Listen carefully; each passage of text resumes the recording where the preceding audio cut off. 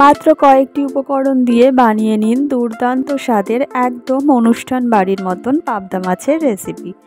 পাবদা মাছের রেসিপি বানানোর জন্য প্রথমে নিয়েছি 4টে পাবদা মাছ ভালো করে কেটে ম্যারিনেট করে নেব নুন, হলুদ এবং সর্ষের তেল দিয়ে। তারপর একটা পেস্ট তৈরি করে নেব।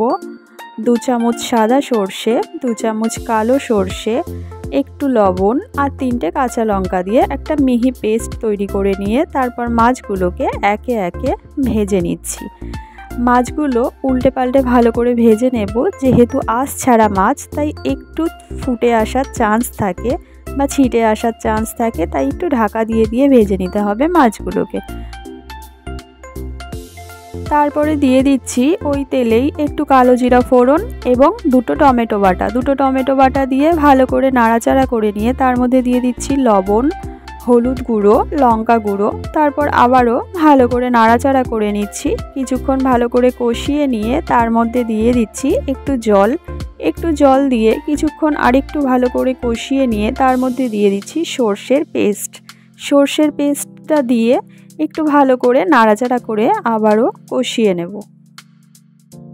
ভালো করে নাড়াচাড়া করে নিয়ে তার মধ্যে দিয়ে দিচ্ছি মিক্সির বাটিটা ধুয়ে একটু জল। আবারও ভালো করে নাড়াচাড়া করে একটু কষিয়ে নেব।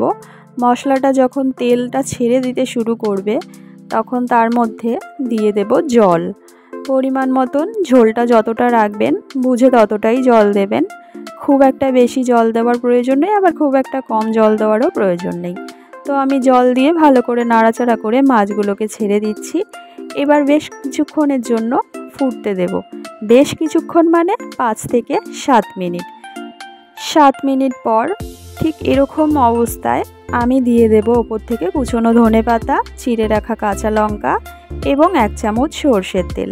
ভালো করে আরেকবার একটু নাড়াচাড়া করে নিয়ে নামিয়ে নেব পাবদা মাছগুলোকে। তৈরি একেবারেই অনুষ্ঠান বাড়ির মতন পাবদা মাছের রেসিপি।